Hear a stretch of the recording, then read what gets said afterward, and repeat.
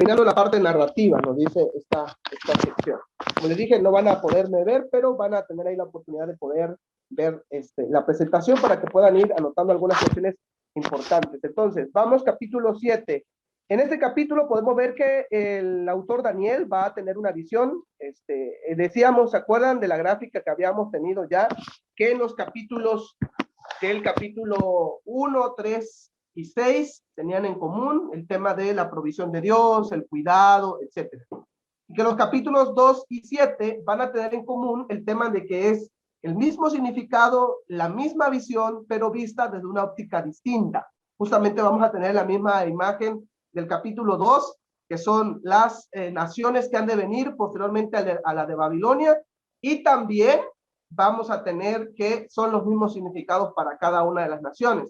Ahora, a diferencia del capítulo 2, donde era una estatua donde estaba Babilonia representado por la cabeza, donde estaba el pecho representado por el imperio medo-persa, las piernas representadas por el imperio de Grecia y los pies representados por el imperio romano, ahora son bestias, porque en la literatura apocalíptica, que tuvimos una breve explicación en la primera sesión, se constituye a través de símbolos, y las bestias van a simbolizar toda aquella autoridad que no se sujeta a Dios, ¿no? Entonces, por eso en esta visión del capítulo 7, ahí quiero que de repente tengan abierta su Biblia en el libro de Daniel, porque vamos a consultar algunos pasajes.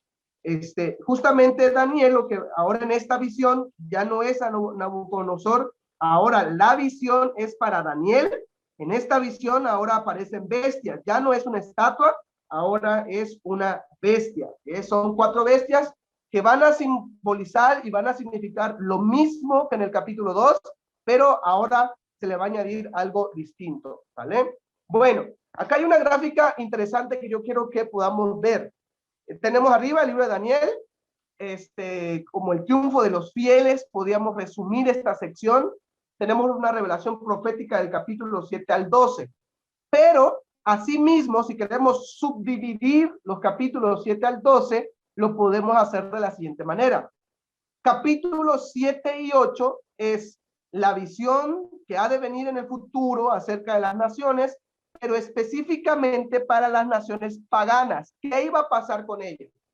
Y de los capítulos 9 hasta el capítulo 12, ¿qué iba a pasar con Israel?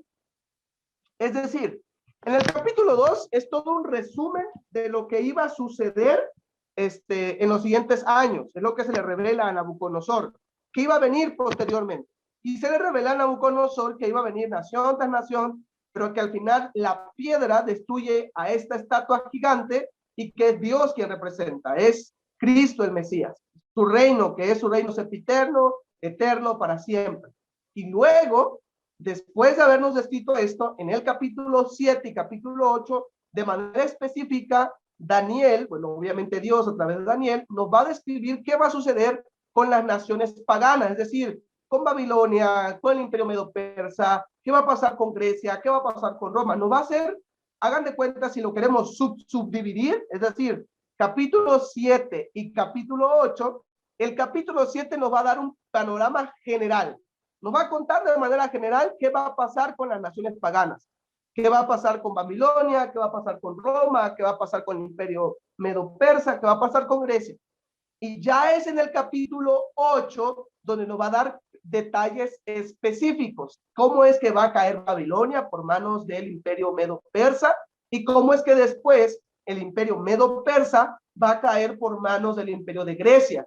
Ahí es la visión de el macho cabrío, el carnero y el macho cabrío, que va a representar al imperio medo-persa y al imperio de Grecia.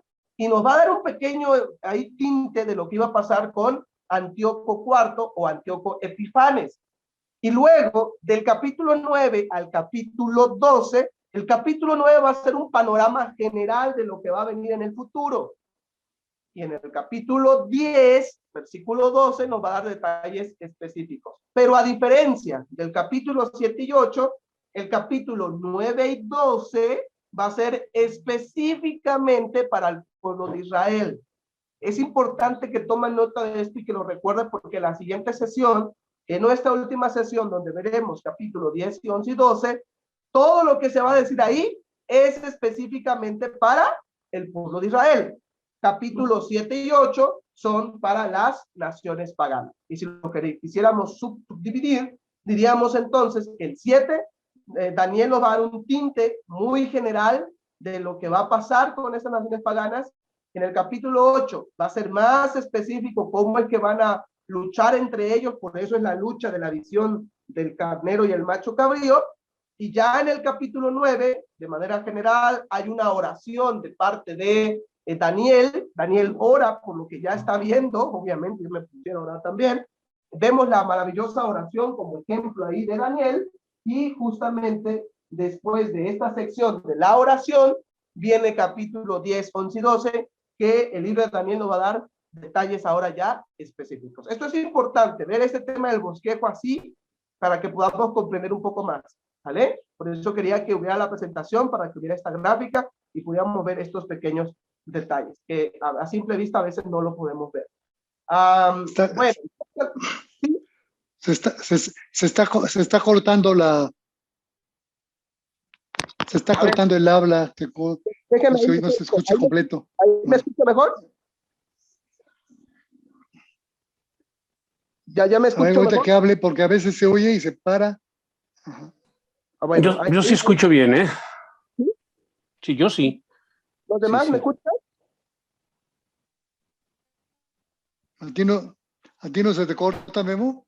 No, sí lo he estado escuchando seguido. Bueno, los demás pueden encender su micro y decirme si me escuchan bien. A mí también se me corta, pero yo creo que como es el mismo internet de mi esposo, igual es internet. Ah, ok. Igual y puede ser, sí, puede ser el tema de los datos, ok. Pero bueno, de todos modos ya me acerqué un poquito más ahí al micro, Sí, para ya. ver si allá me escucho mejor. Gracias. Bueno, Gracias. ok. Gracias. No hay de qué. Bueno, igual saben que a veces pueden hacer uno de los dos, como está en el mismo internet, que alguno de los dos apague su cámara para que no consuma tantos datos. Es lo que hace Zoom, que a veces si hay muchas cámaras encendidas, consume muchos datos, igual y eso les puede servir, ¿no? Pero de todos modos yo ya me acerqué un poquito más a la bocina. Bueno, entonces, después de haber visto este panorama tanto amplio como específico, llegamos al capítulo 7, versículos del 1 al 8. De manera general vamos a ver algunas particularidades. Bueno, algunas particularidades serían, obviamente como en los capítulos anteriores, Daniel nos va a dar un trazo histórico, es decir, nos va a aproximar a una fecha no exacta, pero sí por lo menos va a dar un dato histórico. Dice en el primer año de Belsasar. Esto quiere decir que serían 14 años antes de la caída. ¿Qué es lo que sucede? Que es otra de las cuestiones del libro de Daniel, que no va a ser cronológico. Por eso si queremos encontrar llegar al capítulo 7 y vernos de manera cronológica con lo que ya nos contó Daniel en los capítulos anteriores, no lo vamos a encontrar, porque va a llegar al capítulo 7 y el capítulo 7 nos regresa a años atrás. Todavía está el imperio de Babilonia. Por eso la gráfica anterior es muy importante, esta gráfica que les presentaba acá, que en los capítulos 7 y 8 va a ser la visión acerca de lo que iba a pasar con las naciones paganas. Y capítulos 9 al 12, qué iba a pasar en el futuro con el pueblo de Israel de manera específica. Ambas son el mismo mensaje, solamente que hay particularidades que lo vamos a estar viendo en cada uno de los capítulos, ¿sale? Entonces, de manera histórica, Daniel nos va a situar en el primer año de Belsasar, que sería más o menos 14 años antes de la caída del imperio de Babilonia en manos del imperio medo-persa. Segundo lugar, luego habla acerca del mar, de estas bestias que vienen del mar. El mar en la literatura judía va a simbolizar multitud, humanidad, y en algunos casos también va a simbolizar el pecado, la maldad. Por eso es que en Apocalipsis el mar simboliza esa bestia que desciende del mar, tiene que ver con eso, porque el mar representa humanidad, representa pecaminosidad, y ahí tenemos algunos pasajes que podemos comparar. Por eso va a iniciar el capítulo 7 hablándonos acerca de esto. Dice el versículo 2, Daniel dijo, miraba yo en mi visión de noche, y aquí las 4 vientos del cielo combatían en el gran mar.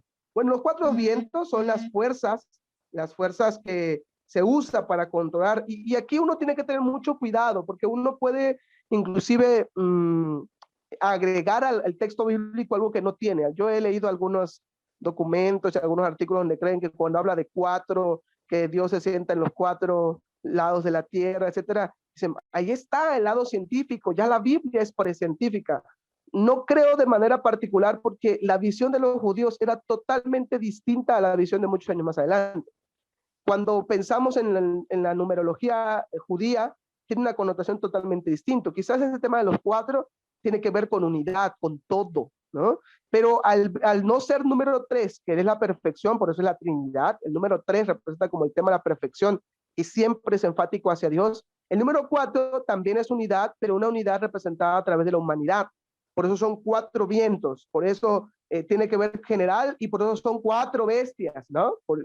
Porque quiere resumirlo de manera general, que a lo largo de la historia usted puede decir, bueno, es que después del Imperio de Roma vino otras naciones, luego vino Hitler y ahora está Estados Unidos y hay muchas naciones, etcétera. Sí, es que no es un número literal, sino la idea de simbólico es unidad en el sentido de humanidad. Por eso tiene que ver con eso. ¿Qué más? Si seguimos recorriendo ahí el capítulo, podemos ver ahí la imagen que habíamos visto la semana pasada. Del lado izquierdo tenemos la estatua que va a simbolizar lo mismo con las bestias. Y vamos a ir analizando cada una de ellas, aunque el mismo autor de Daniel nos va a mencionar qué significa cada una de ellas. Dice, Babilonia está representada por un león con alas de águilas. Esta imagen puede estar inspirada en Jeremías capítulo 50, versículo 17. Ahí quizás el autor de Daniel, conociendo al autor Jeremías, va a traer esta figura de Babilonia como un león. Ya si quiere saber un poquito más sobre eso, le hace al profeta Jeremías en ese pasaje que aparece en la pantalla, y también traído de un profeta del exilio, como es el profeta Ezequiel. Y el que tenga 2 alas de águila, lo que significa es que el imperio, si bien era fuerte porque representa a un león, porque representa esta idea de león, el detalle está en que tenía 2 alas, porque se acordarán lo que habíamos visto. ¿Se acuerdan que habíamos dicho que en ese entonces gobernaba Nabonido, que era el hijo de Nabucodonosor, pero quien realmente estaba al frente era Belsasar? ¿Se acuerdan? Por ese detalle histórico. Entonces, al tener estas 2 alas, lo que representa es que habían 2 gobernantes, que si bien era uno que representaba como el león a Babilonia, pero habían 2 al mando. Uno que tenía el título políticamente y el otro que lo tenía como tal en ejecución, que era Belsasar. Entonces, justamente eso hizo que se debilitara el poder de Babilonia, y por eso se acuerdan que, bueno, no solamente por eso, sino porque Belsasar se burla del Señor, y entonces Dios encuentra lejos a Belsasar, no se humilla y cae en manos de Darío de Meda. Eso lo vimos la semana pasada en el capítulo 5. ¿Qué sucede con el capítulo 7? Nos regresa años atrás. Por eso les digo que inclusive el libro de Daniel no es cronológico. Si nosotros queremos estudiarlo así, es complicado, sobre todo porque Daniel, gracias al Señor, da esos pequeños pinceles y esos datos sobre el tiempo histórico de en qué momento fue esta visión del capítulo 7. Entonces, el león representa al imperio de Babilonia y las 2 alas, estas 2 poderes que había, tanto Nabonido como Belsasar, uno que tenía el poder político y otro que tenía el poder como tal, el que estaba al frente de Babilonia. Luego tenemos a la siguiente bestia. Bueno, ahí alguna gráfica que es interesante. Están los 3 imperios, cada uno con color. Creo que ahí en la presentación en PowerPoint no se alcanza a ver, pero ya quizás por el teléfono, pero yo se las voy a enviar, en donde ustedes pueden ver la diferencia. Es abismal. Se ve muy bien. De lo que conquistó Babilonia en el color rosa.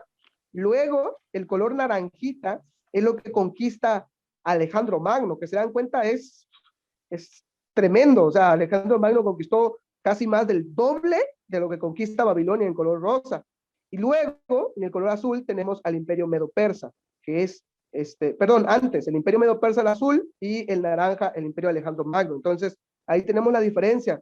Babilonia en color rosa sí conquistó, pero no conquistó tanto como los otros 2 imperios, que era el Imperio Medo-Persa y el Imperio de Grecia también. Y algunos lugares importantes ahí, que son claves, sobre todo ahí se sitúa Jerusalén, del lado izquierdo, por donde está Samaria, Damasco, que más adelante vamos a regresar una gráfica similar para ver ese tema de cuando se divide el reino de Grecia en 4 y por qué es importante situar el mapa bíblico. Pero ahí está Babilonia, la capital. Ahí está Carquemis, que también es una zona importante. Bueno, Macedonia, Grecia, que también es una zona importante. Entonces, ahí vemos, ¿no? La diferencia de conquista. Siempre la ambición de más y más y más y más, ¿no? Y creo que es una realidad que se sigue viendo el día de hoy. Por eso el libro de Daniel sigue siendo tan importante y tan relevante para nuestras épocas, aunque ya ha sido un libro de muchos años, ¿no? La ambición se sigue viendo el día de hoy.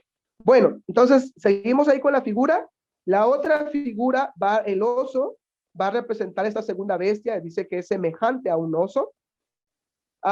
Dice la literatura del texto del capítulo 7 que el oso tiene 3 dientes. Y esos 3 dientes representan, según algunos, y yo creo firmemente en eso también porque ahí es el tema simbólico, estos 3 dientes van a representar 3 lugares específicos y 3 lugares claves para que el imperio de Babilonia cayera. Lo que sucedió fue que el imperio medo-persa conquistó primero Babilonia, Lidia y Egipto. Y al conquistar estos 3 lugares, ya conquistabas todo lo demás. Era más fácil. Déjenme regresar a la presentación anterior con el mapa para que veamos dónde están estos lugares. Bueno, hacia abajo, ahí está Egipto, del lado izquierdo, en la parte de abajo. Tenemos Lidia en la parte superior, arribita, del lado izquierdo, que también es importante, y Babilonia al centro. Entonces, estos 3 lugares fueron claves para que el imperio medo-persa cayera. Babilonia al centro, del lado izquierdo, Egipto, y arriba tenemos a Grecia. Déjenme, creo que aquí puedo anotar. Ahí está. Entonces, acá está Lidia. Ahí está Lidia. Y acá abajo está Egipto. ¿Vale? Que son los lugares importantes. Donde se sitúa este tema, ¿vale? Y ahí nosotros tenemos que tener clave estas partes, porque con estas 3 guerras, estos 3 momentos importantes, ¿qué sucedió? Que a través de esto el imperio de Medo-Persa pudo conquistar todo lo demás. Si conquistaban esos 3 lugares, podían conquistar todo lo demás. Creo que aquí se me salió. A ver, déjenme, vamos a ver. Ahí está.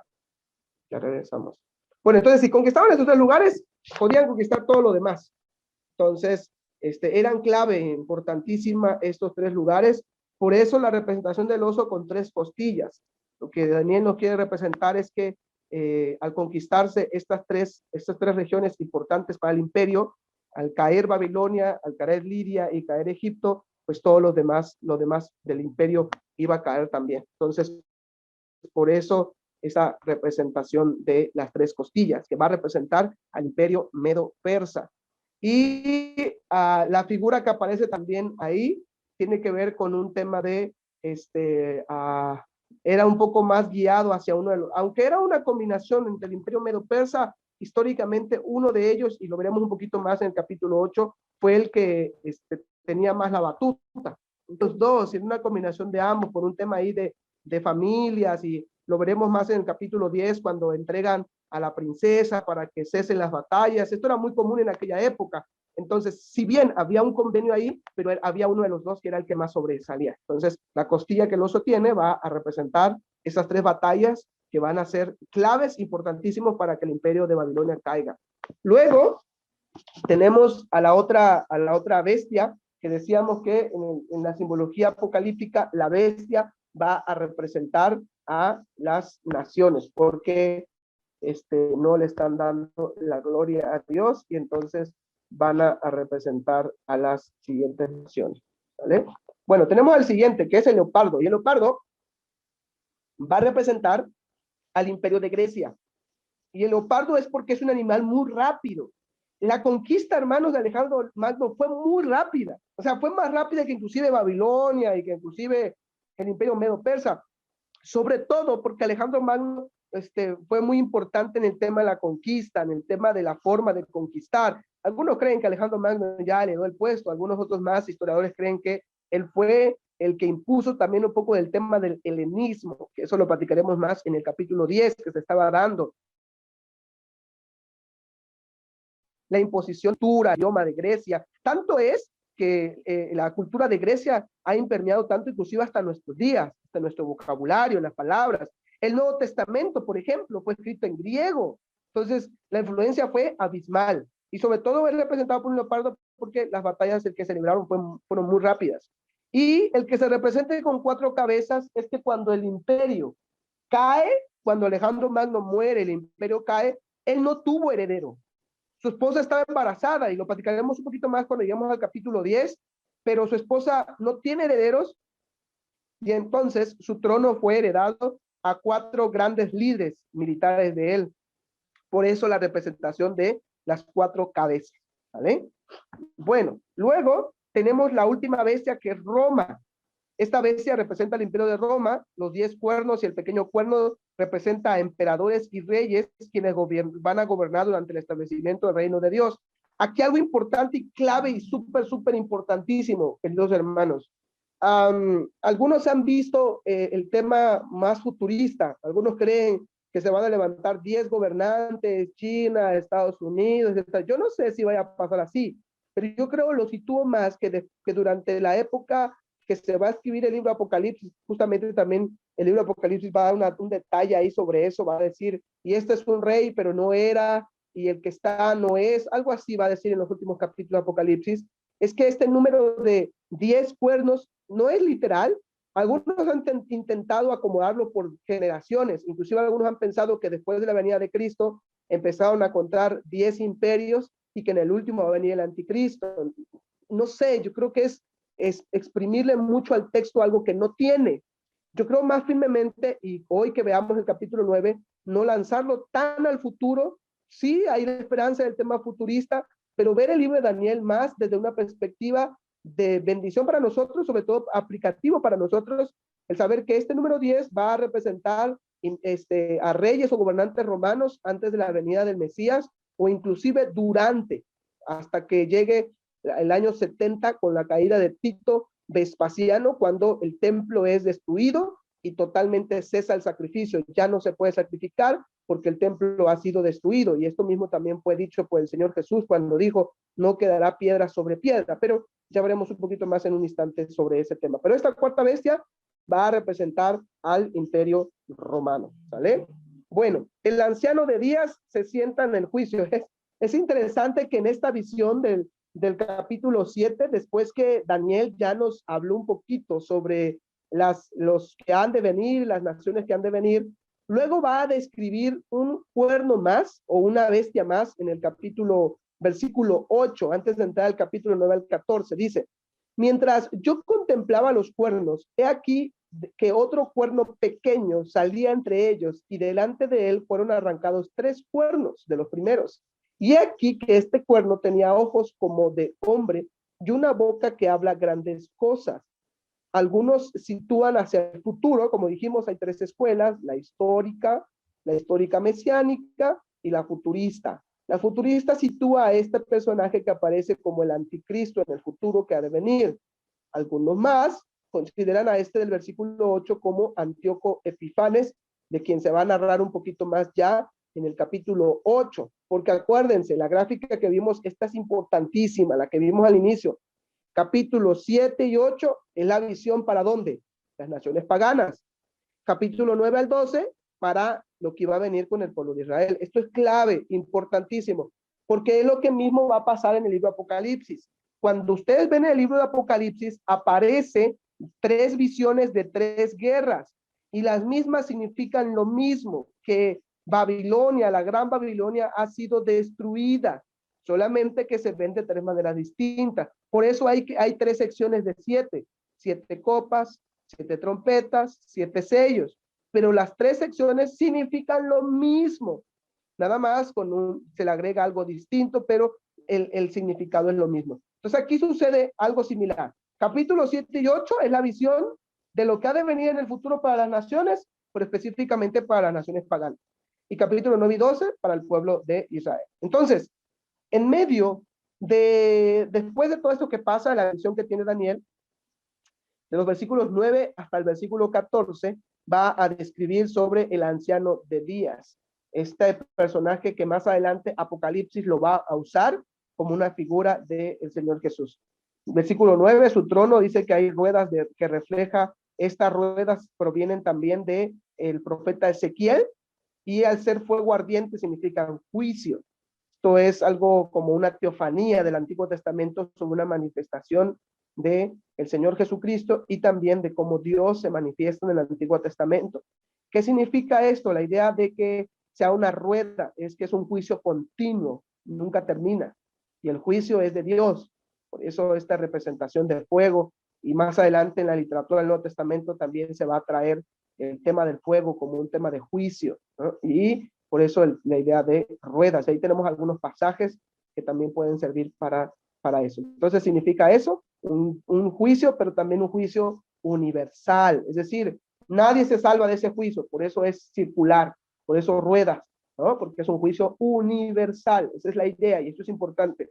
Ahora, otras cosas importantes acerca de esta visión es este anciano de días, dice, cuyo vestido era blanco como la nieve, muy similar a Apocalipsis, el tema de la santidad, el pelo y su cabeza como lana limpia, su trono llama de fuego en las ruedas del mismo fuego ardiente, ya dijimos, el tema de el juicio. Un río de fuego procedía y salía delante de él, miles y millares le servían, y millones asistían delante de él. El juez se sentó y los libros fueron abiertos. Miren, esto es interesante.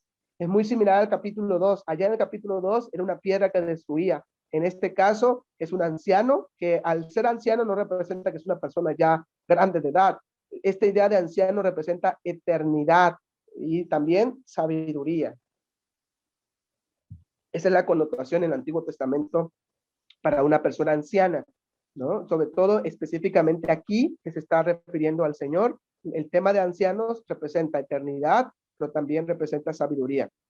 Luego dice, yo entonces miraba a causa del sonido de las grandes palabras que hablaba del cuerno, miraba hasta que mataron a la bestia, derrota a la bestia, muy similar que en Apocalipsis, y su cuerpo fue destrozado y entregado para ser quemado en el fuego. Otra vez juicio. Había también quitado las otras bestias, su dominio, pero le había sido prolongado la vida hasta cierto tiempo.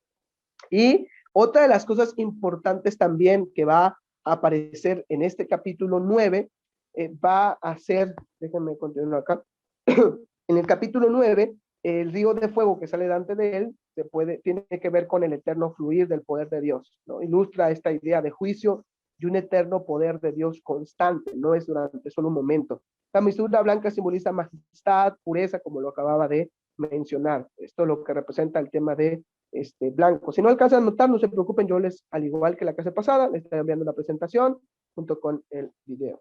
Su cabeza, como lana limpia, sugiere que era venerable. Las miradas que la acompañaban son los ángeles. En Apocalipsis, ahora en Apocalipsis, lo que hace el libro de Apocalipsis es una reinterpretación.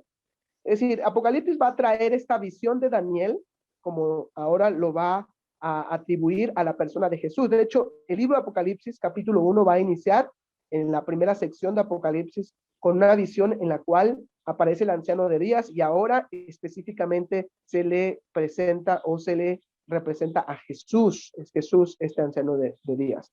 Versículo 17, estas 4 grandes bestias son 4 reyes que se levantarán en la tierra. Ahí ya el mismo autor nos va a dar una clave hermenéutica. ¿Qué significan estas bestias? Y hermano, ¿qué significan? 17, ahí está.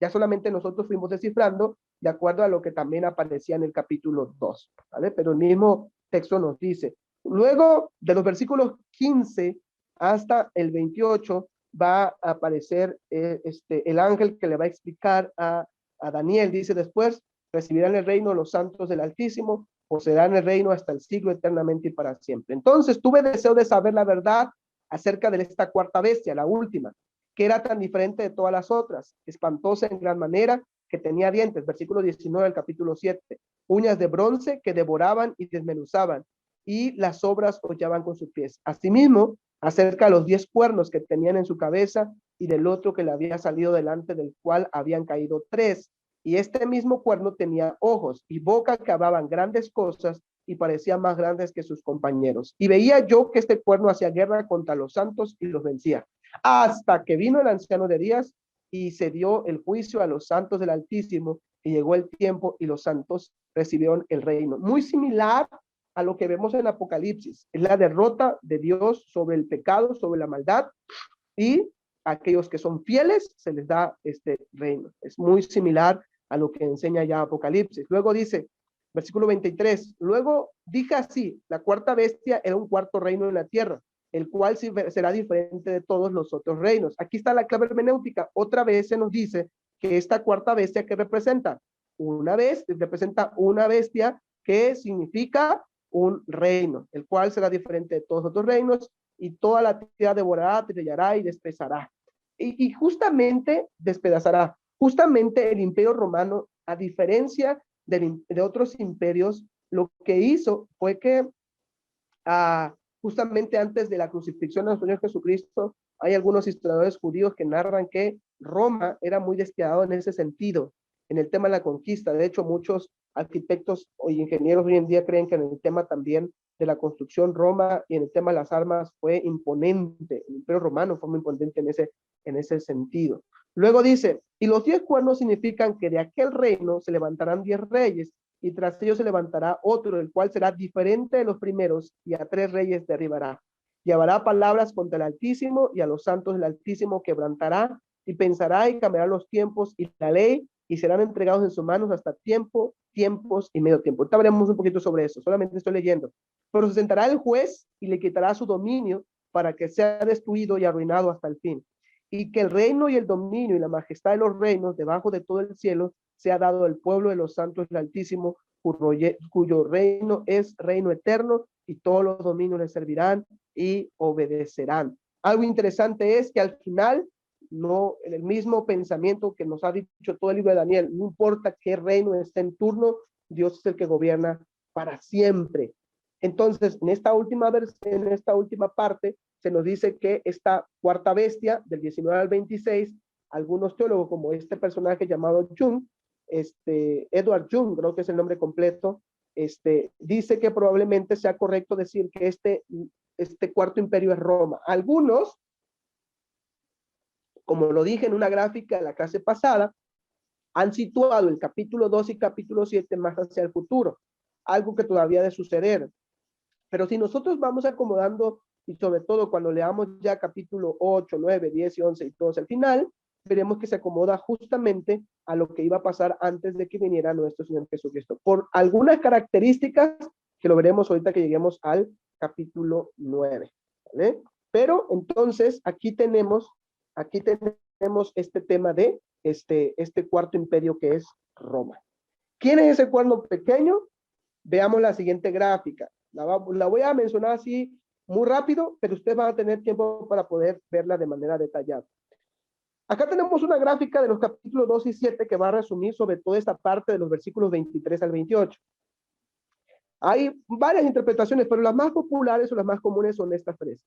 Tenemos ahí, de abajo hacia arriba, tenemos la interpretación de los amileniaristas, en la cual están los 4 reinos: Babilonia, Medo-Persa, el reino de Grecia, y luego llega la persona de Jesús, que es el significado de la piedra.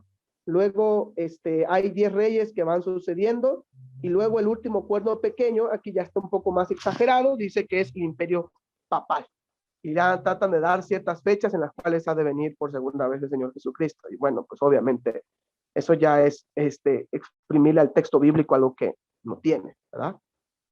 Luego, en la Edad Medio tenemos la interpretación del amilenialista Edward Jung. Tenemos el reino de Babilonia, el reino medo-persa, el reino de Grecia, y durante el reino de Roma es cuando viene también el Señor Jesucristo, que es la piedra, o representa la piedra. Luego viene el reino de Dios, que es desde la época de Jesús, que culmina hasta la segunda venida de Cristo. Y durante ese tiempo hay 10 reyes, que es un símbolo de plenitud. No es como literal, sino de reyes que fueron surgiendo el Imperio Romano durante la época del Imperio Romano, antes de la caída del templo en el año 70 con Tito Vespasiano. Y hay un cierto detalle en Apocalipsis interesante donde dice este rey que no es, etcétera. Yo les voy a mandar por ahí, aunado a esto, como en la clase pasada, un documento adjunto para que puedan ver un poquito en comparativa el pasaje de Apocalipsis con este. Luego tenemos el último, la interpretación premillenarista, en donde dice, está el reino de Babilonia, el reino de Medo-Persa, el reino de Grecia y el reino de Roma. Igual que las anteriores, hasta ahí va bien. Solamente que dice, desde la venida de Cristo hasta antes de la tribulación hay una edad presente. Luego de la edad presente viene lo que se conoce como el tiempo de la gran tribulación. Acá habrá un imperio romano, habrán 10 reyes, y aquí se levantará el anticristo, el último cuerno. Vendrá Cristo como una piedra, y de ahí en adelante establecerá el reino mesiánico. De manera particular, esta última gráfica no me convence del todo por varios pasajes y quizás no hay el tiempo suficiente para poder explicar. Sin embargo, cuando vemos, por ejemplo, la Biblia, si quieren en la próxima clase podemos explicar un poquito sobre eso. Cuando vemos en la Biblia nada más divide esta era y el reino venidero. Listo, no hay un estado intermedio. Hermano, ¿y dónde entra este periodo de 1000 años y la gran tribulación? Bueno, yo no sé si usted tome literal los 1000 años. Si usted toma literal los 1000 años de Apocalipsis, entonces tome literal los 144,000, tome literal la bestia, tome literal todo el libro de Apocalipsis. Y obviamente eso no se puede. Apocalipsis es un libro totalmente simbólico. Cuando vemos en la Biblia, por ejemplo, varios pasajes, hermano, pero ¿y qué pasa con el 1 Tesalonicenses que dice que seremos arrebatados con Cristo? Sí, pero justamente si usted sigue leyendo el texto y luego lee la segunda carta de Tesalonicenses, porque algunos creen que justamente los hermanos de Tesalónica se confundieron un poquito sobre eso, tanto es que el apóstol Pablo les tiene que escribir una segunda carta para explicarles este asunto y decirle que la venida de Cristo, cuando venga Cristo, se ejecutará el juicio y en ese momento será el momento en el cual estaremos con él y será el juicio final. No hay un estado intermedio en el cual viene Cristo, algunos no lo ven. Esta influencia surgió a raíces de una Biblia que se le conoce como la Biblia de Scofield. Esta Biblia de Scofield fue muy famoso por allá en los años 1900 y se hizo tan famosa que esta postura es muy popular entre inclusive muchas denominaciones el día de hoy. Tanto es que hay un libro que se llama Los Dejados Atrás y hay inclusive un libro y película de esto donde viene Cristo de manera secreta, se lleva a algunos se quedan mientras está la gran tribulación acá y luego otra vez regresan. Es como agregarle más cosas al texto bíblico cuando los pasajes de Lucas, los pasajes de Mateo, los pasajes de Marcos sobre el tema escatológico, juntando Apocalipsis y Daniel, es que llega un momento, y justamente cuando lleguemos al capítulo 9, llega un momento donde dice, a partir de esto, hasta la venida del Mesías, sucederá esto y esto. Cesará esto, esto y esto. Y entonces no hay un estado intermedio, es decir, es este siglo y el siglo venidero. Un pasaje nada más por mencionar clave, ¿se acuerdan cuando vinieron los saduceos a hablar con Jesús y le dijeron, maestro, una mujer tuvo un esposo, que por cierto Marcos, uno de los evangelios sinópticos da una clave hermenéutica interesante, porque dice que los saduceos no creían en la resurrección, pero vienen con Jesús y le dicen, maestro, una mujer tuvo un esposo y se le murió, y no tuvo hijos, entonces vino su hermano, y así hasta que 7 hermanos, ¿no? Qué irónico, porque obviamente era una historia inventada, ¿no? Fueron 7 esposos. En la resurrección, porque según la ley del Levirato, si la mujer no hubiera tenido hijos, su hermano del fallecido podía tomarla y tener genealogía de parte de su hermano. Pero según se murió los 7 esposos y no sabe quién, entonces le preguntan, maestro, en la resurrección, ¿quién será, quién será su esposa de estos? Y entonces Jesús responde con una clave hermenéutica bien interesante para el tema escatológico. En este siglo se dan en casamiento, pero en el siglo venidero, no. ¿Ven cómo parte Jesús? Este siglo es esta época durante estamos viviendo y el siglo venidero con Cristo.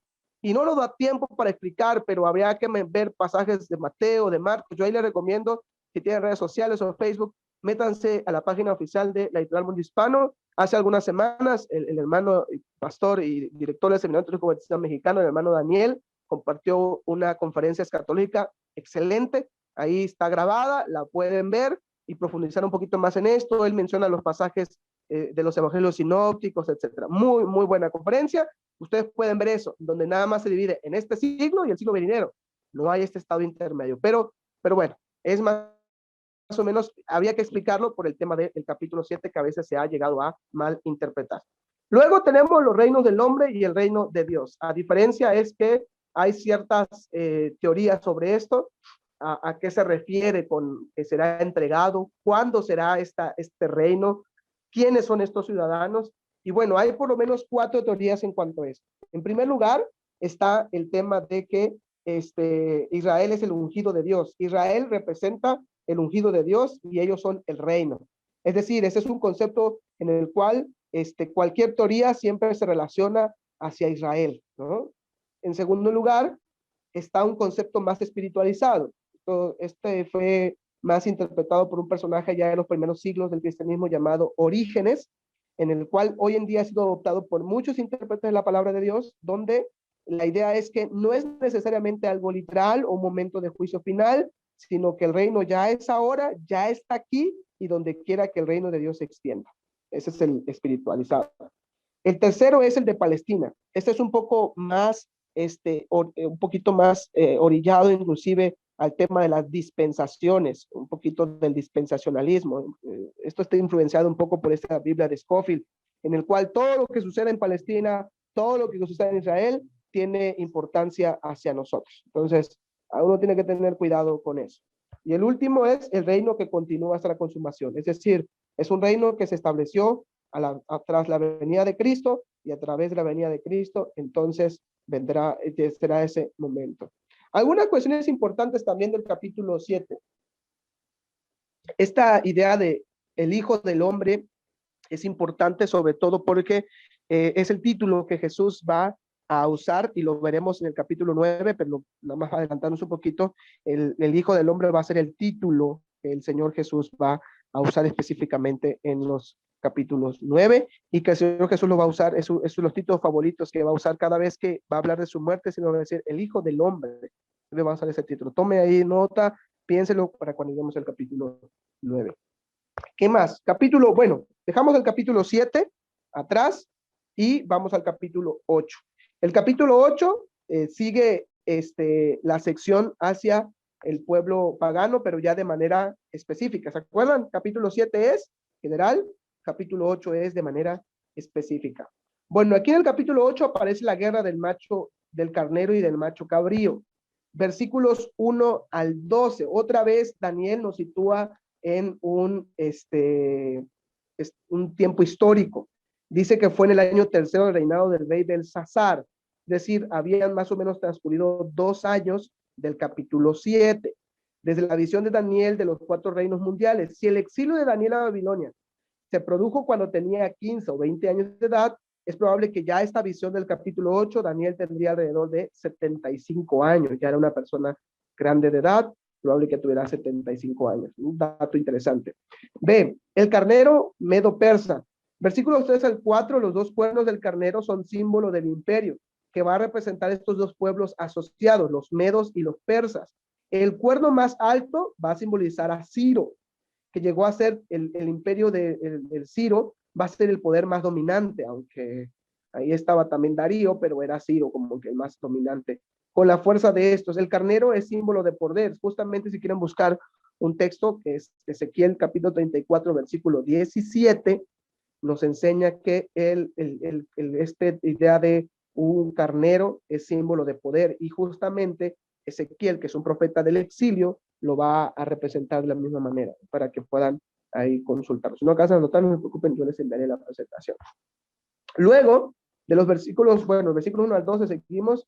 El macho cabrío va a representar al imperio de Grecia, es un símbolo de poder, de liderazgo, y va a simbolizar a Alejandro Magno, quien va a ser el fundador, aunque algunos creen que no es el fundador. A mí me gusta esa gráfica, cómo va avanzando. Miren cómo poco a poco va avanzando el imperio de Grecia. Miren cómo va conquistando año tras año. Fue muy rápido. Si ven las fechas, 333, 331, 330, 329, 327, 326. O sea, fue muy rápido la conquista. En menos de 10 años, ya el imperio de Grecia había conquistado mucho. Era bastante lo que había conquistado. Y obviamente esto fue muy rápido. En menos de 10 años, Alejandro Magno ya había conquistado casi todo el imperio en ese entonces conocido. Obviamente lo que ya tenía Grecia y lo que tenía el imperio de Babilonia, el imperio medo-persa. ¿Qué significa la visión? Bueno, de los versículos 13 al 20, en esta visión aparece un ángel que le dice a Daniel qué es lo que significa. Dice en el versículo 13: entonces oía un santo que hablaba, y otro de los santos preguntó a aquel que hablaba: ¿hasta cuándo durará la visión del continuo sacrificio y la prevaricación asoladora, entregando al santuario y al ejército para ser pisoteados? Y él dijo: hasta 2300 tardes y mañanas. Luego el santuario será purificado. 2300 tardes. Vamos a hablar un poquito sobre eso. ¿Hasta cuándo? Dice hasta 2300. Bueno, acá aparece un ángel, el ángel Gabriel, que significa Dios se ha mostrado poderoso. Este ángel es conocido porque va a aparecer más adelante en la literatura del Nuevo Testamento, sobre todo en el capítulo 9, 10 y 11 va a aparecer más importante ahí. ¿Qué significa esta visión? Bueno, el cuerno roto y los 4 cuernos se levantarán en lugar de él, dice el versículo 22. Ya después se va a enseñar qué es lo que va a pasar. Después de que hay una lucha entre el imperio medo-persa y Grecia, dice el versículo 22 que de este cuerno roto que va o que simboliza el imperio de Grecia, se va a dividir en otros 4 cuernos que se van a levantar en lugar de él. ¿Qué pasó?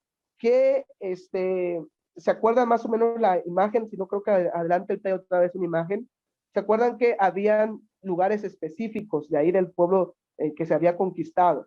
¿Qué sucede? Que Alejandro Magno no deja sucesor. Su esposa Berenice tenía su sucesor en el vientre, pero antes de que él pudiese nacer es asesinada. Luego el hermano Alejandro es asesinado y al final se llega a la solución que 4 de sus capitanes de Alejandro Magno iban a quedar al frente de este nuevo imperio. Ptolomeo se quedó con Egipto. Este es importante porque en el capítulo 10, 11 y 12 va a sonar más. Seleuco también va a ser importante, se queda con Siria. Casandro se queda con la parte de Macedonia y Grecia, y Lisímacos se queda con Trace y Asia Menor. Es lo que significa que se divide en 4 cuernos, que ya lo había mencionado hace ratito en la visión del capítulo 7 de las bestias. Entonces, ¿qué sucede? Que Alejandro Magno pues no deja sucesor y entonces se dividen en estos 4 grandes. Sobre todo los que van a sobresalir va a ser Ptolomeo y Seleuco, porque entre Egipto y Siria va a estar Jerusalén, va a estar Israel, y constantemente por la lucha del poder y el egoísmo y la ambición, Ptolomeo y Seleuco van a tener una guerra de años, y eso es lo que va a narrar Daniel en los capítulos 10, 11 y 12 que veremos en la siguiente sesión. ¿Qué más? Déjenme avanzar. Aparte de que quedan estos 4 que van a representar estos cuatro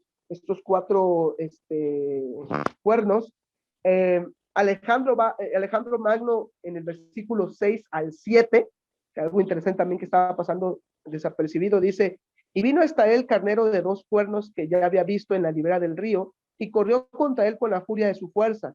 Y lo vi que llegó junto al carnero y se levantó contra él y lo hirió y lo quebró y le quebró sus 2 cuernos. Y el carnero no tenía 2 cuernos porque era este poder, ¿se acuerdan? Medo persa de él, y lo derribó por tanto en tierra y lo pisoteó, y no hubo quien librase al carnero de su poder. Y el macho cambrío se engrandeció sobre gran manera, pero estando en su mayor fuerza, aquel gran cuerno fue quebrantado, y en su lugar salieron otros 4 cuernos notables hacia los 4 vientos de la tierra. ¿Qué sucede? Hubieron 3 batallas decisivas para que cayera Alejandro Magno. Uno fue en Granices, en el 334, otro fue en Isas, en el 333, y otro fue en Gaugamela, en el 331. Estas 3 batallas fueron decisivas y lo que causó que el imperio medo-persa cayera en manos de Alejandro Magno. Esto es importante mencionarlo por cuestiones. Bueno, el cuerno pequeño, que más adelante va a aparecer en los versículos 23 al 25, se va a referir a Antíoco Epifanes, quien va a ser el gobernador de Siria, que va a ser de la descendencia de su tatarabuelo llamado Seleuco. ¿Se acuerdan? Es interesante, quiero que me sigan en ese aspecto porque en el capítulo 10 vamos a llegar a eso. Ptolomeo y Seleuco. Ptolomeo se queda con la parte de Egipto y Seleuco primero con Siria. En medio va a quedar Israel. Y justamente la visión de los siguientes capítulos en 10, 11 y 12, va a representar esta guerra constante que hubo entre estos dos gobernantes. Y justamente Antíoco Epifanes o Antíoco IV va a salir de la descendencia de Seleuco, de Siria. Cuando se levanta, hizo lo que se le conoce, ¿se acuerdan? Cuando el Señor Jesús habló de la abominación desoladora. sobre todo porque una de las cosas que hizo fue que puso al dios Zeus en el templo, sacrificó un puerco. ¿Se acuerdan que en la cultura judía un puerco era un animal inmundo? Sacrificó un puerco. Además, ¿se acuerdan que no cualquiera podía sacrificar en el altar? Tenía que ser el sumo sacerdote. Pero este Antíoco Epifanes hizo esto, mató a Onías, que era el sacerdote que estaba en turno en ese entonces, y entonces se le conoce como la abominación desoladora, e impuso el helenismo, y también impuso las deidades de Grecia, etcétera. Hubo un grupo remanente que salió adelante, que es lo que se conoce como la revolución de los macabeos. Ahí si quiere leer un poquito más sobre eso, recomiendo que lea Primera, Segunda de Macabeos, y que lea el libro que les mandé en el primer link, que fue el de F.F. Bruce, el de Israel y las naciones. Ese es muy, muy, muy bueno. Luego, en este mismo capítulo, dice que el número de los días cuando cesarán los sacrificios del templo desolado, se refiere a un tiempo que puede ser literal, que puede ser más o menos 6 años. Esos 6 años fueron el tiempo que Antíoco Epifanes o Antíoco Antipas hizo que el pueblo de Israel, algunos, por no ser asesinados, se sublevaron al imperio de Grecia, adoptaron el helenismo, algunos hasta el nombre, ¿no? Esto es importante conocer el contexto porque justamente con la guerra de los macabeos es lo que va a surgir ahí un poquito el que algunos se levantan en contra de esto. Y al final, la lucha es conquistada junto con Roma. Roma les ayuda y conquistan y derrocan a Antíoco Epifanes, pero bueno, al final ya conocen la historia, Roma se impone y bueno, algo bueno trae algo negativo también en este caso. Pero eso es algo interesante de poder mencionar. Bueno, ahí está la gráfica. Así estaba el imperio medo-persa. ¿Recuerdan los 3 lugares importantes? Egipto, Lidia, Persia, Susa, que era la capital de Babilonia. Ahí está Lidia hacia arriba, la parte de arriba, y abajo está Egipto. Y ven, Jerusalén está en medio entre Egipto y Siria, que ahorita no se ve ahí, pero ahorita vamos a ver en la siguiente gráfica dónde está Siria. Ahí tenemos otra vez otra gráfica, pero ahí ya el imperio de Alejandro Magno, que ya lo habíamos visto en una anterior, cómo fue muy rápido. Del 334 al 324, en menos de 10 años, conquistó varios lugares y aumentó su legado. Y ahí está la gráfica. ¿Ven? El reino de Casandro, allá arriba, del lado izquierdo, en la parte superior, reino de Lisimaco, arriba. Luego tenemos a Ptolomeo abajo, que se queda con Egipto, que aunque ahí no aparece Egipto, pero está Alejandría. Luego Jerusalén, ¿ven dónde está Jerusalén? ¿Y dónde está el reino de los Seleucidas? Arribita. Entonces, constantemente hubo durante muchos años guerra entre el reinado de Seleuco I y Ptolomeo, porque querían toda la mitad del reino. Y bueno, en medio están unos llamados los Antígonos, que eran unos generales, gobernantes de estas pequeñas provincias, como unos gobernantes menos superiores a los 4 anteriores, que se quedan con esa parte. Pero Seleuco I y Ptolomeo empiezan a luchar. ¿Y quién está en medio? Jerusalén. Y ellos van a llevar la guerra, ellos van a llevar el problema. ¿Y qué sucedió entonces? Que en los capítulos 10 y 11 se nos va a narrar un poquito más sobre eso. Bueno, vamos al capítulo 9, primera parte, porque la próxima semana concluiremos con el capítulo 9, la intercesión de Daniel por Israel. Bueno, después de toda esta visión que tiene Daniel, pues obviamente trae consigo que al saber noticias malas, lo lleva a orar. Y queridos hermanos, yo creo que ese es un principio interesante. Al ver lo que está sucediendo en nuestro país, con todo lo que ha de venir, y si va a haber una tercera o cuarta guerra mundial, creo que eso nos debe llevar, como el apóstol Pablo escribe a Timoteo, a que podamos orar para poder estar bien con las naciones. ¿Y qué sucede? Que Daniel ora por lo que está viniendo. Versículo 1, en el año 1 de Darío, ya cambió el imperio. Ahora ya está, ¿se acuerdan que la visión del 7 y el 8 todavía está el imperio de Grecia, ¿no? Acuérdense la gráfica del principio. Capítulo 7 y 8 es la visión sobre las naciones, pero al pueblo gentil. Y capítulos 9 al 12 son las visiones al pueblo de Israel específico. Por eso es que se va a repetir otra vez lo del cuerno pequeño, que va a representar a Antíoco Epifanes y que va a tener más sentido cuando vayamos al capítulo 10. Y ahí nos vamos a regresar un poquito al capítulo 8, pero que Es importante recordar eso. Capítulo 7 y 8, el 7 es de manera general. El 8 de manera específica que iba a pasar con Babilonia, iba a ser conquistado por el imperio Medo-Persa, pero entre el imperio Medo-Persa y Alejandro Magno iban a lucharse por el poder. Y ya luego en el capítulo 9 va a aparecer la oración de Daniel. Ahora, ¿quién está en turno gobernando? El imperio Medo-Persa. Ya no está el imperio de Babilonia. Por eso Daniel nos sitúa, gracias a Dios y a Daniel que nos sitúa en este tiempo histórico. Como en ocasiones anteriores, Daniel pone cuidado en la ubicación histórica del suceso a tratar. El Darío mencionado aquí es el mismo que aparece en el capítulo 6 de la profecía, de modo que la fecha a la que Daniel se refiere aproximadamente sería en el año 538 antes de Cristo. Entonces, como les dije, es difícil poder situar a Daniel en un tema histórico, cronológico, porque el 6 ya está Darío, y en el 7 y 8 vuelve a aparecer el imperio de Babilonia, pero en el 9 se vuelve a retomar ahora el imperio de Medo-Persa. Ya explicamos por qué. 7 y 8 es para los gentiles, y 9 en adelante es lo que iba a venir con las siguientes naciones, pero específicamente es una visión para el pueblo de Israel. Bueno, Jeremías 25, 11 y 12 y Jeremías 29, 10 son los pasajes que Daniel va a consultar. Justamente dice en el versículo 2, en el año primero de su reinado, yo Daniel miré atentamente en los libros el número de los años de que habló Jehová al profeta Jeremías, que había de cumplirse las desolaciones de Jerusalén en 70 años. Y los pasajes de consulta Daniel es Jeremías 25, 1 al 12 y Jeremías 29, 10, donde Dios había dicho que iba a ser durante 70 años.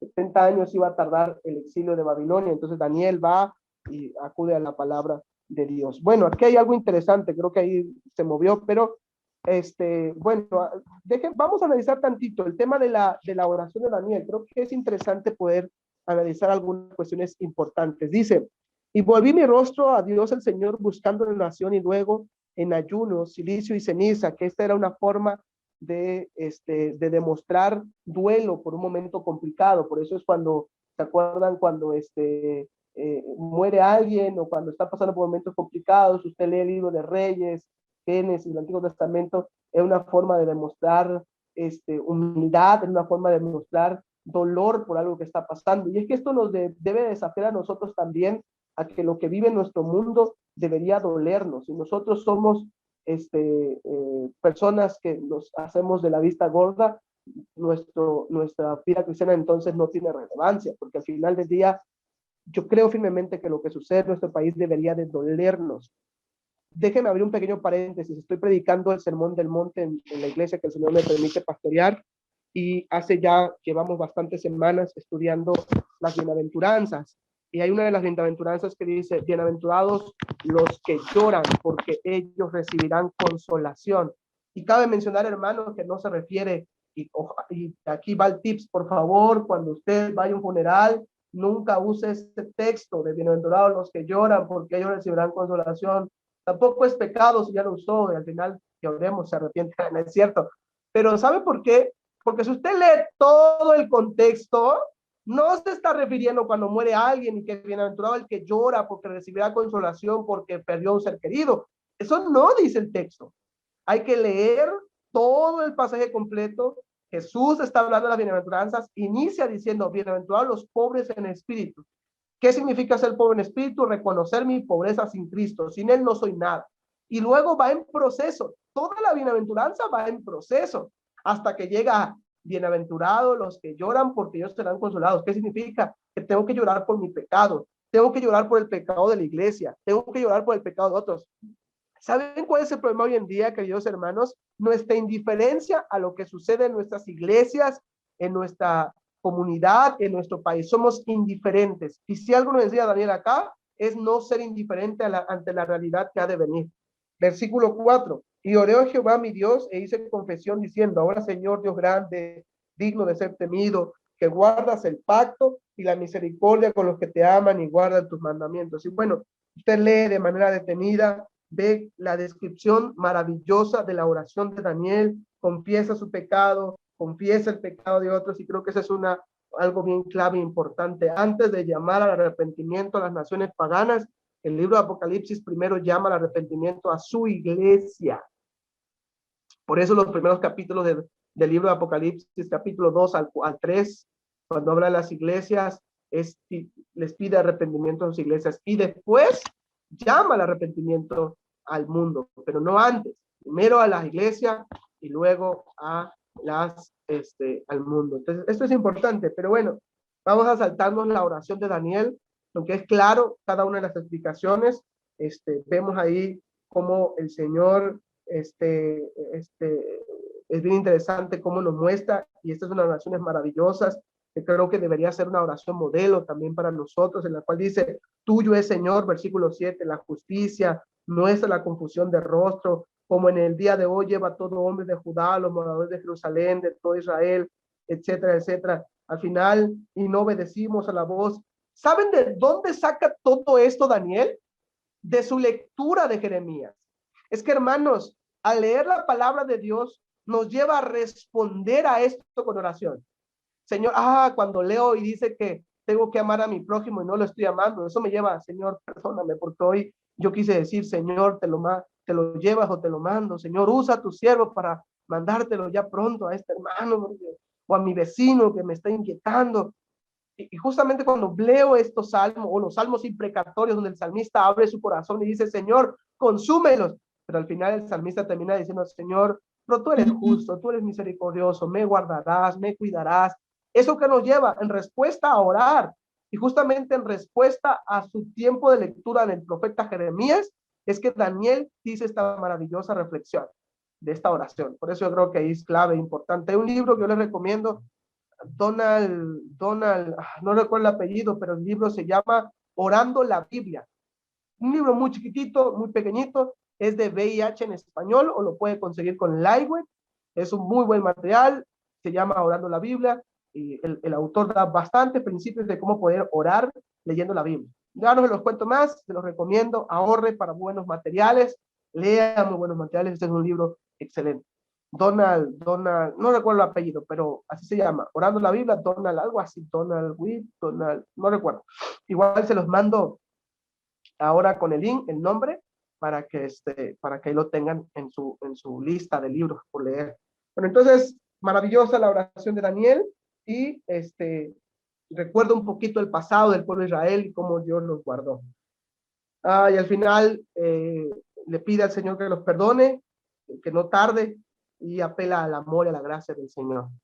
Maravillosa la oración ahí de Daniel. Bueno, luego llegamos al tema más profundo del capítulo 9, que no vamos a terminar el día de hoy, pero es del versículo 20 hasta el 27, las 70 semanas de Daniel. Esta parte donde aparece la revelación. Existen 4 escuelas que a continuación lo vamos a ver en la siguiente presentación, que interpreta esta sección del capítulo 20 al 27, desde una parte histórica, de una parte mesiánica y una parte futurista. Ahí se adelantó no debía adelantarse. Veamos el contexto de las 70 semanas. Bueno, la profecía de las 70 semanas fue dada a Daniel en el primer año de Darío, es decir, cerca del año 538. Este es importantísimo y algunos pasan desapercibido esta fecha y esta clave hermenéutica que el mismo texto bíblico nos da. Dice, la profecía de las 70 semanas fue dada a Daniel en el primer año de Darío, es decir, por el año 538. Esto es importantísimo. Luego en el versículo 22 dice, desde la salida del orden. Esta es otra clave hermenéutica importantísima para situar cuando llega el momento de las 70 semanas. Versículo 22. Y me hizo entender y habló conmigo diciendo, Daniel, ahora he salido para darte sabiduría y entendimiento. Y esta frase de hasta el orden, hasta el tema de la salida del orden, esta es una palabra importante y una clave hermenéutica para entender lo que va a pasar más adelante. Versículo 25 dice, ¿sabe? Pues entiende que desde la salida del orden para restaurar y edificar a Jerusalén, esta clave hermenéutica es muy importante. Son más o menos, ahorita vamos a hablar un poquito sobre estas 70 semanas. antes de meternos a la gráfica que tenemos ahí donde aparecen estos 4 decretos, déjenme mencionarles algo importante para entender estas 70 semanas. Algo importante es ver el tema de cuánto representa cada semana. Bueno, ¿qué sucede? Es que en la Biblia, en muchos pasajes bíblicos, el número 7 o este de 70 semanas o semanas, esta palabra semanas, va a simbolizar diferentes circunstancias. Ahorita vamos a ver algunos pasajes donde se expresan esto. Bueno, es de vital importancia entender o determinar esta idea de semana. La palabra semana, sitboim en hebreo, esta palabra en hebreo como unidad, que significa un periodo de 7, se puede traducir como semana, o también hay otra palabra en hebreo para semanas que es shebut, y como las dos son muy similares en su raíz etimológica, a veces se puede confundir y por eso algunos autores han cambiado las fechas, etcétera. Bueno, por lo menos aparece 20 veces en el Antiguo Testamento. 3 significan una unidad de 7 y por lo regular va acompañada de la palabra días. Acaban unos versículos. Ezequiel capítulo 45. Ezequiel capítulo 45, versículo 1. Y el otro, Daniel capítulo 10, versículo 2, que todavía no hemos llegado allá, pero que lo vamos a ver la semana pasada, para que lo tenga ahí en sus notas. Entonces, en estas aparece o va acompañada la palabra semanas y significa una unidad de 7. 8 veces significa una semana o más bien semanas, que sería un periodo normal de 7 días, por así decirlo. Es decir, un periodo normal de 7 días. Y aquí algunos pasajes donde se usa esta palabra es Génesis capítulo 29, versículo 27. Génesis 29, 27. Levítico 12, 5. Segunda de Crónicas 13, 8. Repito las citas. Génesis 29, 27, Levítico 12, 5 y Segunda de Crónicas 13, 8. En estas va a aparecer normal, 7 días normal de la semana. Y en otras ocasiones se usa como o hace referencia a una unidad de 7, pero sin hacer referencia como tal a días literales. En este caso tenemos el pasaje de Daniel capítulo 9, versículo 24 al 27. Es decir, cada semana, si son 70 semanas, cada semana va a representar un periodo de 7 años. Por eso es que 7 por 7 van a ser 490 años. El tiempo que va a transcurrir. Como le dije, la clave hermenéutica la encontramos en el versículo 25. Dice, desde la salida, esa clave es importante, desde la salida de, y a partir de ahí se van a cortar 70 semanas, que es un total de 490 años. ¿Y cuándo iba a pasar eso? Bueno, según el texto bíblico, dice en el versículo 25, sabe pues y entiende, bueno, del 24, 70 semanas están determinadas sobre tu pueblo y sobre tu santa ciudad para terminar la prevaricación, poner fin al pecado, expiar la iniquidad, traer justicia perdurable, sellar la visión y la profecía y ungir al santo de los santos. Sabe pues y entiende que desde la salida de la orden para restaurar y edificar a Jerusalén hasta el Mesías príncipe habrá 7 semanas y 62 semanas. 7, 62, son 69. Y se volverá a edificar a la plaza y el muro en tiempo angustioso.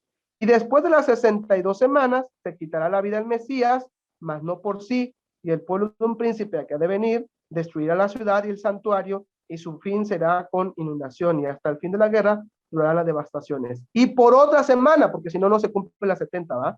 Y por otra semana confirmará el pacto con muchos, a la mitad de la semana hará cesar el sacrificio y la ofrenda, después con la muchedumbre de las abominaciones vendrá el desolador hasta que venga la consumación y lo que está determinado se derrame sobre el desolador. La próxima semana veremos una gráfica así bien interesante, pero ya de manera resumida es, esta visión de los capítulos, versículos 24 al 27, nosotros como ya somos evangélicos, ya lo estamos, y esa es la clave hermenéutica para entender todo el Antiguo Testamento. Jesús es la clave hermenéutica. Vemos ahí que se trata de Jesús, del Mesías, porque justamente da varias características que tienen que ver con Jesús. Terminar la predicación, poner fin a los pecados, expiar la iniquidad, etcétera, etcétera. Varias de esas características se ven reflejadas en Jesús y el Mesías príncipe. Saben, hermanos, después del exilio de Babilonia, después del tiempo del exilio de Babilonia, la palabra Mesías tomó una connotación ya más particular. Anteriormente la palabra Mesías, que es ungido, era más de tema político. Un rey era ungido, un profeta era ungido. ¿Se acuerda que Eliseo fue ungido por Elías? David fue ungido por Samuel. Entonces, un profeta, un rey o un sacerdote eran ungidos. Pero después del exilio, con este tema de esperanza de un Mesías, la palabra Mesías ya tomó una connotación más particular y específico, que obviamente se cumple en la persona de Jesús. Ya después, en griego, esta palabra Mesías se traduce como Cristos, ¿no? Que significa lo mismo, el ungido, el Salvador, pero toma esta connotación.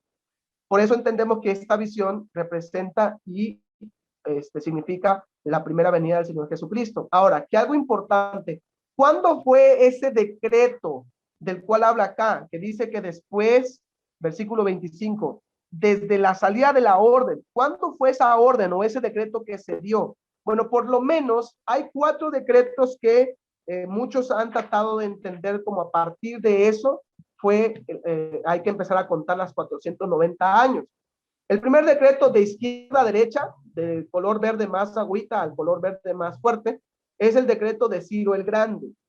Este decreto, después de la conquista de Babilonia, Ciro el Grande permitió y mostró alguna simpatía por el pueblo de Israel, que en el año 539 promulga un edicto y permite que algunos judíos regresen para reedificar el templo de Jerusalén. Eso usted lo puede encontrar allá en Segunda de Crónicas, capítulo 26, versículos 22 al 23, o también en otro libro que es Esdras, capítulo 1, versículo 1 al 4. Repito las citas: Segunda de Crónicas 26, del 22 al 23, y Esdras, capítulo 1, versículo 1 al 4. Pero este decreto solamente fue con el regreso de algunos cautivos, y reedificaron el templo, pero no la ciudad. Y el texto dice que debe ser reedificada la ciudad. Por eso entendemos que este decreto a partir de acá no se debe contar. El segundo decreto es el decreto de Darío, en el año 529 o 528, que es aproximadamente. En este segundo decreto es promulgado por Darío I, en el cual lo podemos ver allá en el libro de Esdras, capítulos 5 y 6, y que más bien Darío no promulgó ningún decreto, sino todo lo contrario, reafirmó el decreto de Ciro. O sea, es el mismo que el anterior. Por eso tampoco lo podemos situar durante esta fecha. Luego, el tercer decreto es el de Artajerjes a Esdras. Este tercer decreto fue en el 459 a.C. Algunos han considerado como el punto de partida para para mencionarlo a partir de los 490 años.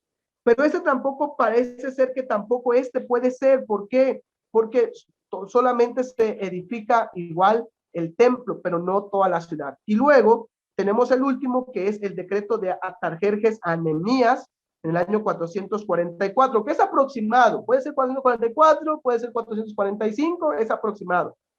Este es el que el rey Artajerjes dio una orden que permitió a Nehemías, o Jerjes también es llamado, para reedificar la ciudad.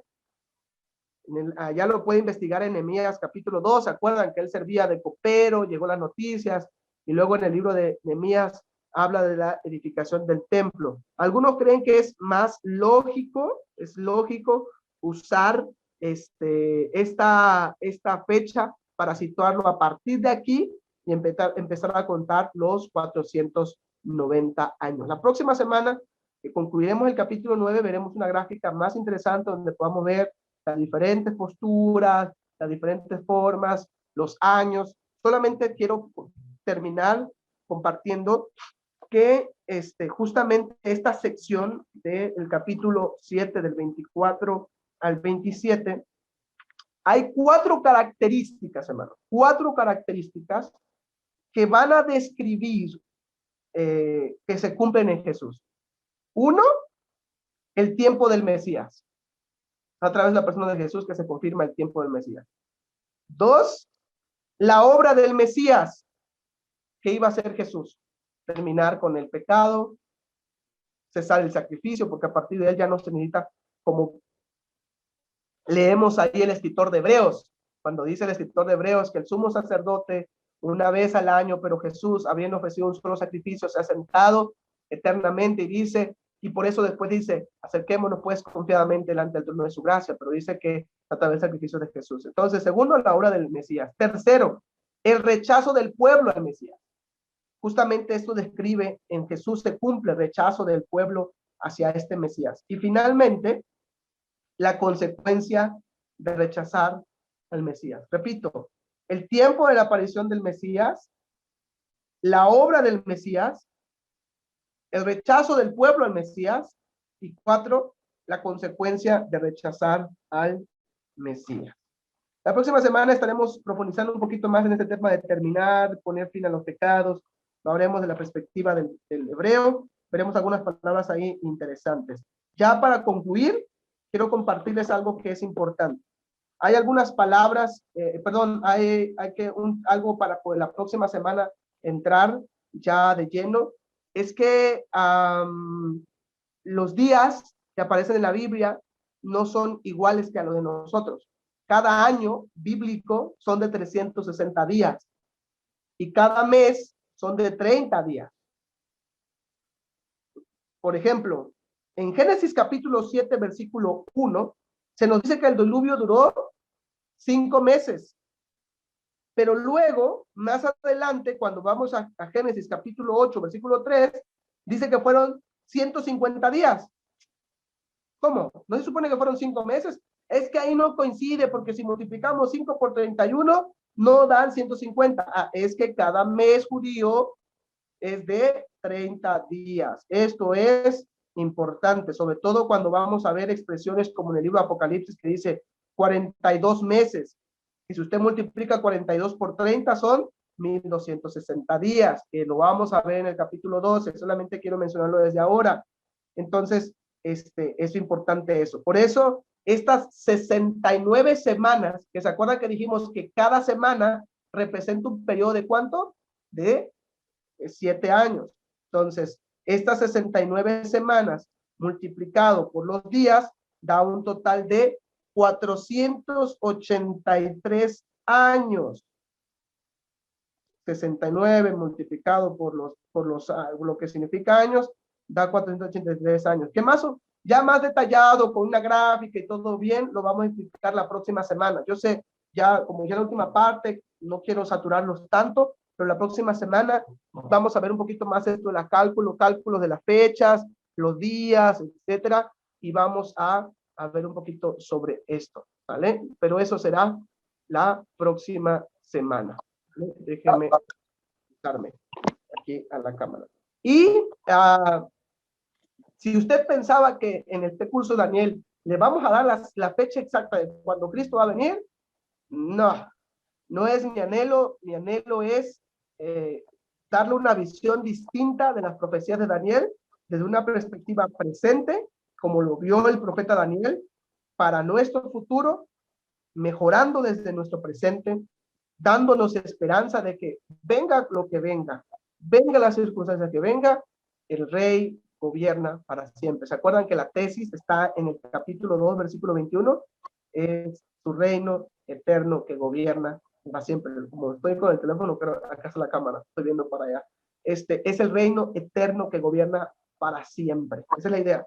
Y al ir viendo todas esas semanas, etcétera, vamos a ver que cada una de ellas va a coincidir exactamente con la venida de Cristo, y luego va a quedar una semana, que esa semana exacta va a ser lo que va a suceder después de la venida de Jesús, y a partir de ahí cuando viene la otra etapa que también se le conoce como la abominación desoladora. ¿Se acuerdan cuando el Señor Jesús en Marcos capítulo 14 dice, ¿se acuerdan que vienen los discípulos y dicen, maestro, ¿ves estos grandes muros? Y Jesús dice, no quedará piedra sobre piedra.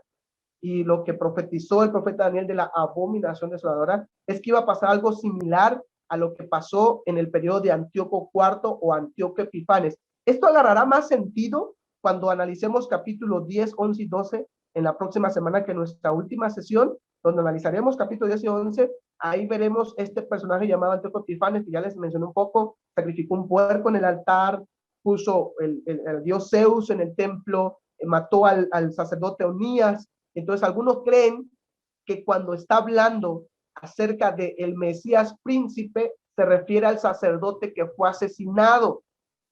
Pero no podemos situarlo así, porque recordarán que dijimos que la clave hermenéutica importante es, a partir de este decreto, que la próxima semana lo veremos ya con una gráfica, a partir del decreto de Artajerjes hasta la venida de Jesús, es justamente los 400 y cacho días que se cumple, años, perdón, que se cumple para la venida de Jesús. No es el sacerdote, algunos lo han citado como el sacerdote, que Daniel está hablando algo histórico y que el sacerdote representa a este Mesías. No puede ser el sacerdote, porque entonces la última semana, ¿hacia dónde la lanzamos? No podemos.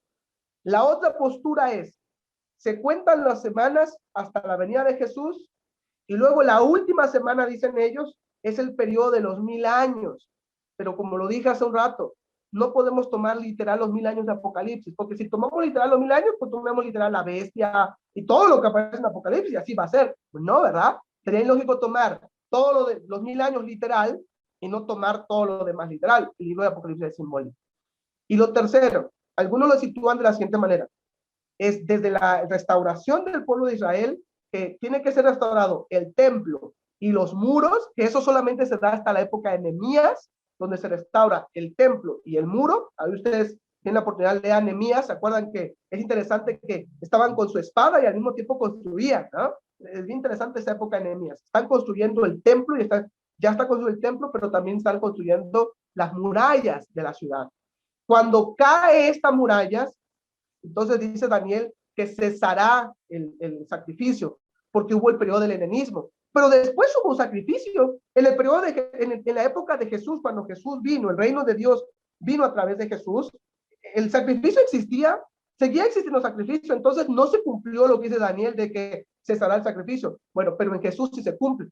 Ya no hay necesidad de que se parte el corderito. Ahora a través, como dice Hebreos, del sacrificio único que hizo Jesús, él se sentó en el trono y ahora con un solo sacrificio, dice el escritor de Hebreos, ahora se ha sentado a la diestra del Padre y entonces dice que gobierna para siempre. Y por eso es que el siguiente texto, leyendo todo el contexto, dice, acerquémonos pues confiadamente delante del trono de su gracia. Y después Jesús asciende a los cielos y de ahí hasta el año 70 con Tito Vespasiano, que yo les mandaré el link aunado con el material. Hay un video de una página que se llama Bytes o Vite, es muy bueno y les recomiendo ampliamente. Ahí narran un poquito sobre lo que sucedió en el año 70 con el emperador Tito Vespasiano, donde es destruido el segundo templo. ¿Se acuerdan que se reconstruye el templo? Y es destruido el templo que se reconstruyó con Esdras y Nehemías. Se destruye y es justamente lo que ahora, si usted va a Tierra Santa, solamente está el muro de las lamentaciones, donde llegan, lloran los judíos, solamente está ese muro. Llegan, inclusive ponen ciertos textos bíblicos ahí. Ya no está la reconstrucción de ese templo, quedó destruido, se cumplió las palabras de Jesús y se cumplen las palabras de Daniel, que se iba a acabar el sacrificio. Ya no hay sacrificios porque ya no hay templo. Los judíos ya no hacen sacrificios como en el Antiguo Testamento porque ya no hay templo. Se cumplió en la persona de Jesús. Ahora, lo podemos mandar hasta el futuro, pensar que todavía sucederá en un futuro con el anticristo. Sí, pero creo yo que Dios no quería satisfacer nuestras mentes curiosas, sino animar nuestra vida y nuestro corazón a momentos difíciles y cruciales como esta pandemia, o momentos difíciles que podemos pasar de nuestro propio exilio, para tener esperanza que anima la fidelidad. ¿Se acuerdan que dijimos que ese era el título del profeta Daniel? Pero la próxima semana habremos un poquito más con gráficas y todo eso sobre las diferentes posturas de estas. En resumen, les acabo de explicar Algunas lanzan muy futuro, algunas son intermedios con Jesús y algunos lo van hacia atrás. El Mesías es el sacerdote Onías que fue muerto por manos de Antíoco Epifanes, pero ¿y luego qué pasa con las demás descripciones? ¿Se cumple? No se cumple en él, pero sí se cumple en la persona de Jesús. Sobre todo porque el Hijo del Hombre y algunas características que Daniel da se cumplen en la persona de Jesús. Bueno, preguntas, comentarios, confesiones de pecados. Bueno, eso es el Señor, ¿verdad? Haga examen, porque si no. Pregunto por qué se dice que va a haber, se va a volver a construir el templo antes de que venga Cristo, volver a construir y hacer sacrificios, ¿o no? No, definitivamente no. No hay ningún pasaje bíblico donde que se va a volver a reconstruir un tercer templo. Esta postura surgió sobre todo por los llamado la Biblia Scofield, sobre todo apuntando las dispensaciones. El dispensacionalismo apunta mucho a Israel. Se tiene que cumplir hasta que se cumplen las promesas del pueblo de Israel, entonces vendrá Cristo. Y no es cierto.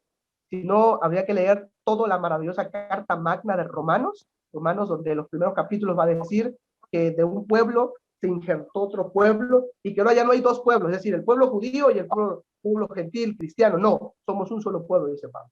Entonces ya no se necesita el Israel nacional. Por eso muchos hoy en día dicen que nación hacia Israel, todo lo que pasa en Israel.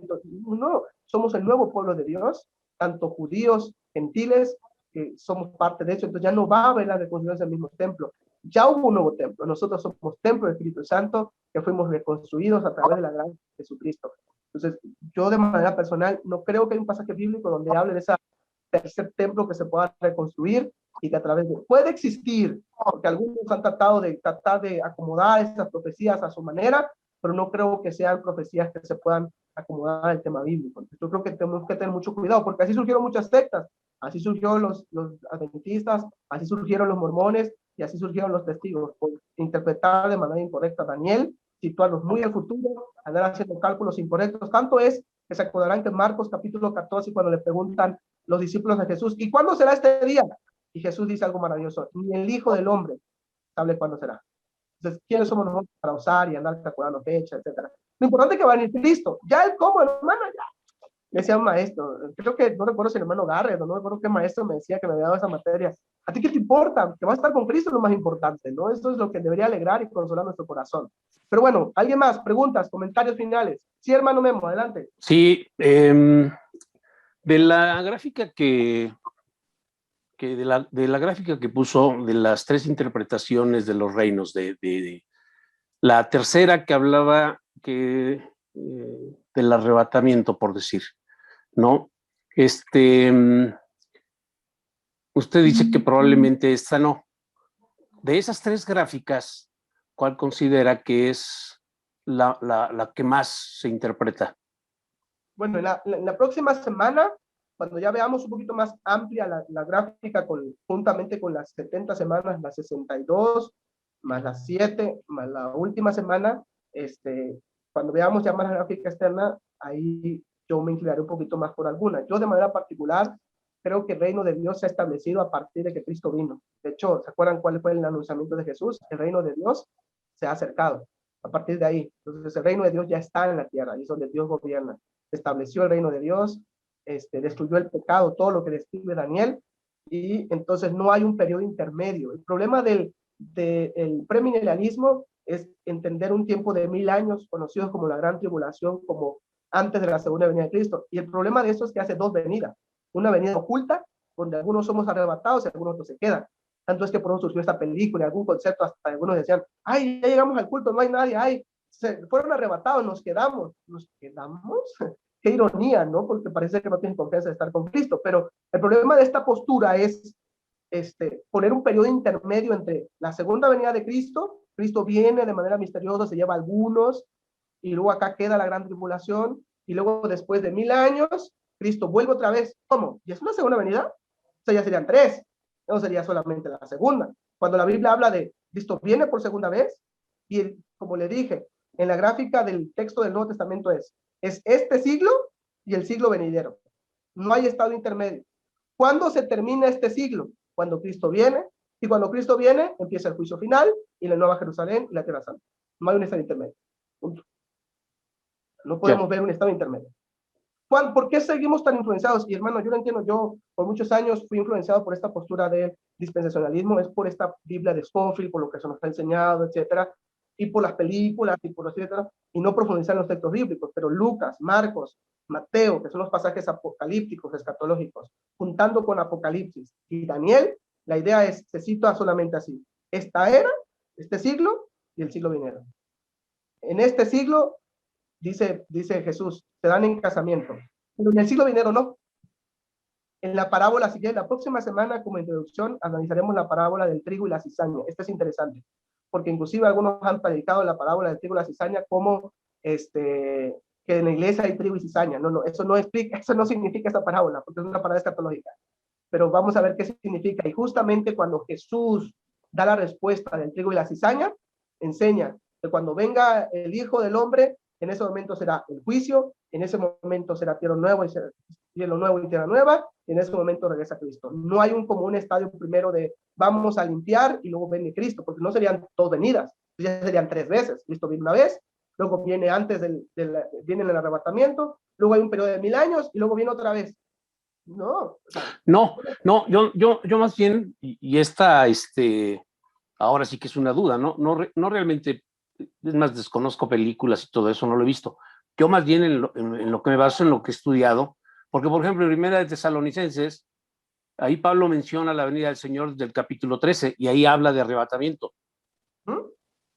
Sí, ahora, el problema es que la palabra que ya lo estudiamos un poquito ahí como introducción también la próxima semana, Okay. pero la que habla ahí de Primera Tesalonicenses, está bien, nos quedamos con Primera Tesalonicenses, pero no podemos hacer una doctrina de un solo texto bíblico, hay que ver más textos bíblicos. Pablo responde en Segunda Tesalonicenses, y en Segunda Tesalonicenses cuando les vuelve a explicar en los primeros capítulos, y creo que en el capítulo 4 y 5, da un solo evento. Viene Cristo, se ejecuta el juicio, y en ese momento es tierra nueva y cielo nuevo. No hay como un estado intermedio. Ahora, la idea es que cuando yo sí creo en el arrebatamiento, hermano. No me voy a sacar de contexto. Sí creo en el arrebatamiento. Creo que seremos arrebatados con Cristo. Pero yo creo que el arrebatamiento será cuando Cristo venga. Cristo viene, perfecto, seremos arrebatados, y en ese momento, cielo nuevo y tierra nueva. No hay como primero, seremos arrebatados, eso es. medio, luego viene Cristo. No. Si creo en el arrebatamiento, creo que seremos arrebatados con Cristo, pero lo importante aquí, esta clave hermenéutica, es entenderlo a la luz de los demás pasajes, que si quieren, la próxima semana podemos estudiar Primera Tesalonicenses, el pasaje de Mateo, el pasaje de Marcos y el pasaje de Apocalipsis de los 1000 años. Pero si obviamente es muy extenso la escatología y no podríamos en menos de 40 minutos explicados, tendríamos que hacer una máster de 3-4 horas, pero por lo menos yo les recomiendo que vean este video ahí en Mundo Hispano, el hermano Daniel Jiménez hace algunas semanas lo compartió, interesante, y él comparte también esta misma postura, pero más que postura es lo que la Biblia enseña, ¿no? Siempre he pensado que debemos de creer, vivir, compartir lo que la Biblia enseña. Ahora, ¿qué nos dan estas posturas de Daniel escatológico? Es un futuro que trae esperanza para nuestro presente y mejora lo que haremos más adelante. Saber que estaré con Cristo, que reinaré con Cristo, que viviré con Cristo por la eternidad, me hace que yo esté hoy gozoso, como dice Pablo en Filipenses, me hace saber que sin importar las enfermedades, lo que ha de venir, como dice el apóstol Pedro, lo que hemos de pasar por esta instancia no se compara con la gloria venidera. Con la gloria venidera. ¿Ah? Ahora, el cómo y si exacto y detalle, la verdad es que de manera particular lo enseño, lo voy a enseñar la próxima clase, pero creo que Daniel se le saca más jugo entendiéndolo, él está viendo en su momento histórico, con lo que va a venir con Antíoco IV, la abominación desoladora, posteriormente con lo que va a venir con Jesús, y lo que va a vivir el pueblo de Israel. Y la próxima semana, nada más se les adelanto, lo importante de la profecía de Daniel de la abominación desoladora va a ser que el pueblo de Israel tenga cuidado, porque iba a venir Antíoco IV y los iba a pervertir. Y más adelante, del año 70, también iba a venir una abominación desoladora similar, pero ahora con Tito Vespasiano. Iba a destruir el templo. Algunos han calculado que fue en una Pascua cuando Tito Vespasiano entra, destruye el templo, matan a niños, hermanos, mataron a niños. Tanto fue el tema económico que tenían que comer inclusive a sus propias sandalias, porque eran de cuero. No había que comer. Fue una etapa tremenda y complicada ahí en el año 70, y que ¿sabe qué pasó? ¿Cómo se salvaron algunos? Porque algunos que eran creyentes en Cristo, que Jesús les había advertido en Marcos capítulo 14, cuando escuchéis de ruidos y esto, huyan. Y algunos que huyeron, creyeron en la palabra de Jesús, se salvaron cuando vino Tito Vespasiano. Creo que más que ver el tema futurista o escatológico, es el tema presente que me hace mejorar mi futuro para la gloria de Dios, para amarle más y para servirle mejor. Creo que va orientado hacia allá, y es la perspectiva que quiero darles en la próxima clase, ya concluyendo la última parte profética del libro de Daniel. Bueno, terminemos orando.